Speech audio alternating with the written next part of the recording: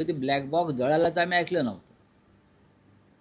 रावसाहेब, आज राष्ट्रवादी काँग्रेस अजित पवार पक्षाची राष्ट्रीय कार्यकारिणी वरळीतल्या डोममध्ये होते आहे.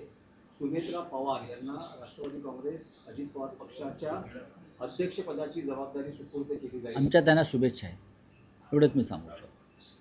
व्यक्तिशः सुनेत्रा वहिनी पवारांना आमच्या शुभेच्छा आहेत. राष्ट्रवादी एक होणार होते असं युगेंद्र पवारांनी काल सांगितलं. तेव्हाच बघा त्यांच्या पक्षात तेव्हा काल काय होणार होतं मला माहीत नाही, पण आज काय होणार आहे मला माहिती आहे. एकत्र होण्याची प्रक्रिया थांबली आणि संपली एवढी माझ्याकडे माहिती आहे.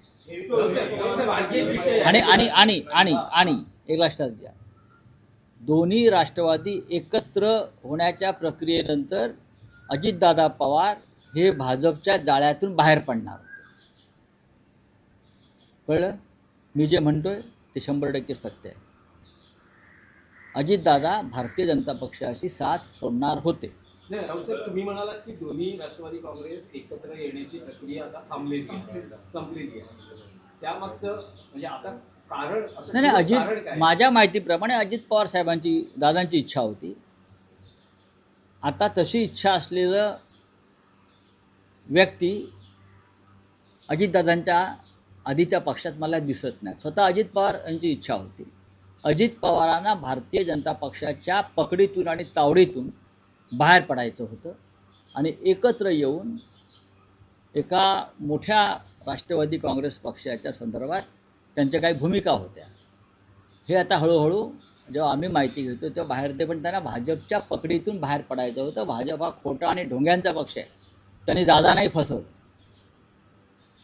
म्हणजे खटले काढून घेऊ सांगितलं आणि खटले कायम ठेवून परत त्याच्यामध्ये वाढ केली.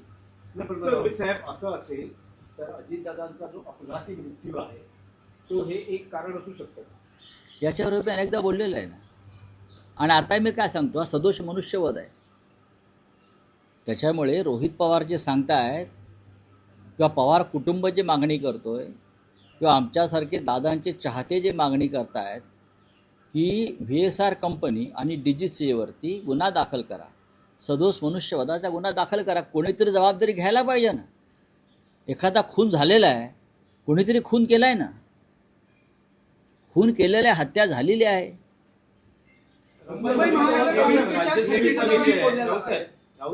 राज्यसभेचा विषय आहे. काय आतापर्यंत ठरतं आहे, काय निर्णयाप्रती महाविकास आघाडी येते आहे?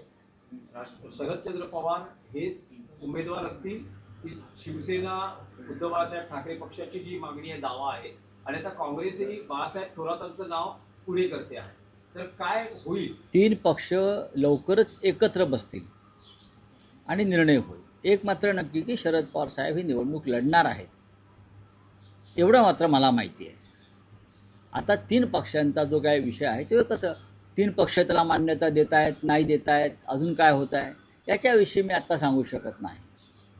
कालच मी पवारसाहेबांच्या प्रकृतीची चौकशी करण्यासाठी मी इस्पितळात फोन केला. त्यांच्याने माझा एक वेगळ्या प्रकारे संवाद झाला. तेव्हा मला त्यांच्या बोलण्यातून जाणवलं, ते मी तुम्हाला सांगतो. आता शेवटी 3 पक्ष महाविकास आघाडी आहे. एक मात्र नक्की आहे की शिवसेनेच्या सुद्धा बिर्यांका चतुर्वेदी निवृत्त झालेल्या आहेत. काँग्रेस पक्षाच्या रजनीताई पाटील निवृत्त झालेल्या आहेत. तिथे राष्ट्रवादीतून माननीय शरद पवार आणि फौजा खान निवृत्त झाल्या आहेत. 4 निवृत्त झालेले आहे 3 पक्षांचे. त्यामुळे प्रत्येकजण आपापला दावा सांगेल की आमची ही जागा आहे, आमची ही जागा आहे, आमची जागा आहे. पण जागा एकच जाणार आहे आणि 3 पक्षांनी एकत्र येऊन निर्णय घेतल्याशिवाय विधान परिषद, यापुढची प्रत्येक विधान परिषद आणि राज्यसभा ही विरोधी पक्षाला मिळणार नाही. त्याच्यामुळे आम्हाला सगळ्यांना अत्यंत संयमानं आणि शहाणपणानं निर्णय घ्यावा लागणार आहे. 36,000 कोटीच्या ठेवी महानगरपालिकेच्या पडल्या जाणार मुंबईच्या विकासासाठी. ही मुंबईकरांना दिलेली भेट आहे. पहिल्याच अर्थसंकल्पात 36,000 कोटी जे माननीय उद्धव ठाकरे साहेबांनी मुंबईच्या आणि मुंबईकर जनतेच्या आणि महानगरपालिकेच्या सुरक्षेसाठी ठेवलेल्या ठेवी होत्या, त्या आपत्कालीन परिस्थितीमध्ये काढायच्या असतात, आपत्कालीन. अशी कोणती आपत्कालीन परिस्थिती आली?